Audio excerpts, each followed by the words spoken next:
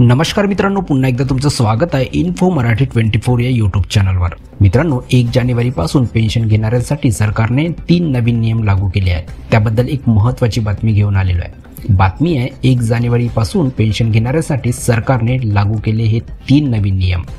मित्रांनो, काय आहेत हे नवीन नियम नक्की बघूया, पण त्याआधी जर तुम्ही आपल्या चॅनलवर नवीन असाल तर चॅनलला सबस्क्राइब करून बाजूला दिलेल्या बेल आयकॉनला नक्की क्लिक करा। व्हिडिओ जर आवडला आणि कामाचा वाटला तर व्हिडिओला लाईक करून आपल्या मित्रपरिवारासोबत नक्की शेअर करा। मित्रांनो, 1 जानेवारी 2025 पासून पेन्शनधारकांसाठी हे महत्त्वाचे 3 नियम सरकारने लागू केले आहेत। पेन्शन प्रक्रिया सोपी आणि डिजिटल करण्यासाठी हे नवीन नियम लागू करण्यात आले आहेत। या नियमाचा उद्देश पेन्शनधारकांच्या सोयी वाढवणे आणि पेन्शन वितरण प्रक्रियेला गती देणे हा आहे।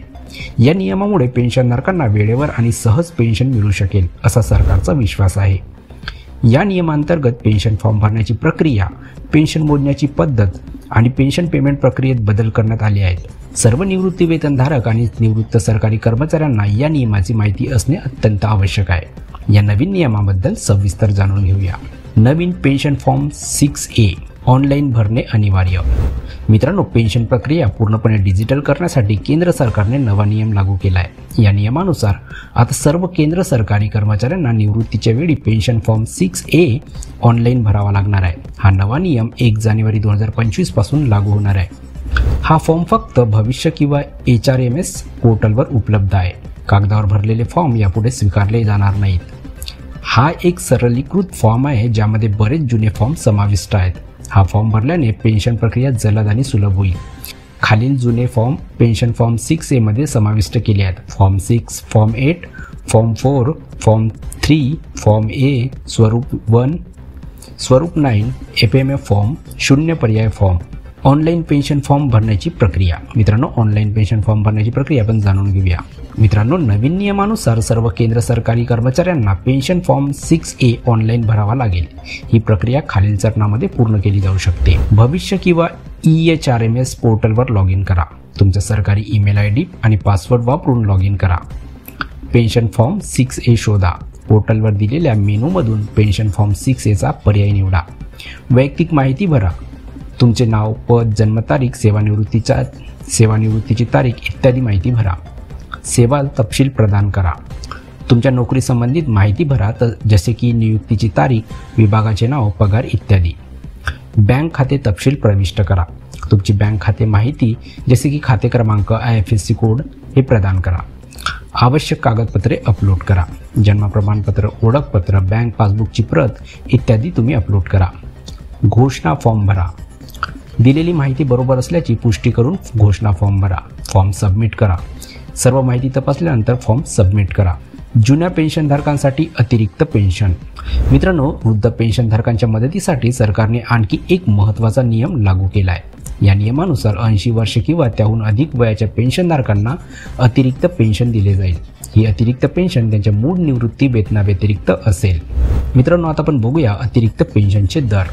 80 ते 85 वर्षे मूळ पेन्शनच्या अतिरिक्त 20%, 85 ते 90 वर्ष मूळ पेन्शनच्या अतिरिक्त 30%, 90 ते 95 वर्षे मूळ पेन्शनच्या अतिरिक्त 40%, 95 ते 100 वर्ष मूळ पेन्शनच्या अतिरिक्त 50%, 100 वर्षे आणि त्याहून अधिक तर 100% अतिरिक्त मूळ पेन्शन। ज्या महिन्यातील पेन्शनधारकांना 80 वर्ष पूर्ण होतील त्या महिन्याचा पहिल्या दिवसापासून ही अतिरिक्त पेन्शन मिळण्यास सुरुवात होईल। उदाहरणार्थ, जर एखाद्या पेन्शनधारकाचा जन्म 15 ऑगस्ट रोजी झाला असेल तर त्याला 1 ऑगस्ट पासूनच अतिरिक्त पेन्शन मिळण्यास सुरुवात होईल। मित्रांनो, कौटुंबिक पेन्शनचे नवीन नियम आता आपण बघूया। मित्रांनो, सरकारने फॅमिली पेन्शनच्या नियमामध्येही काही बदल केले आहेत। या नवीन नियमाचा उद्देश सरकारी कर्मचाऱ्यांच्या कुटुंबातील सदस्यांना, विशेषतः मुलींना पेन्शनचा लाभ देणे आहे। मुलींसाठी कौटुंबिक पेन्शन नवीन नियम याबद्दल आपण पात्रता बघूया। मुलगी लग्न करेपर्यंत पुनर्विवाह करत नाही, नोकरी करत नाही किंवा मानसिक किंवा शारीरिकदृष्ट्या अक्षम होत नाही तोपर्यंत ती कौटुंबिक पेन्शनसाठी पात्र राहील। 25 वर्षापेक्षा जास्त वयाच्या मुलीबद्दल काय आहे ते आपण बघूया। अविवाहित, विधवा किंवा घटस्फोटित मुली ज्यांचे वय 25 वर्षापेक्षा जास्त आहे त्यांना देखील कौटुंबिक पेन्शन मिळू शकते। दिव्यांग मुलींना प्राधान्य। मित्रांनो, अपंग मुलांना निवृत्ती वेतन मिळण्यास प्राधान्य दिले जाईल। रेकॉर्ड अपडेट करणे। सरकारी कर्मचाऱ्यांना त्यांच्या कुटुंबातील सदस्यांची माहिती नियमितपणे अपडेट करावी लागते। घटस्फोट किंवा कायदेशीर कार्यवाहीच्या प्रकरणामध्ये जर एखादी महिला कर्मचारी किंवा निवृत्ती वेतनधारक घटस्फोट किंवा कायदेशीर कार्यवाहीत असेल तर तिचा मृत्यू झाल्यास ती तिच्या मुलासाठी कौटुंबिक पेन्शनसाठी अर्ज करू शकते. पेन्शन नियमामधील इतर महत्त्वाचे बदल आपण बघूया. सरकारने पेन्शन नियमामध्ये आणखी काही बदल केले आहेत जे पेन्शनधारकांसाठी जाणून घेणे महत्त्वाचे आहे. किमान पेन्शन.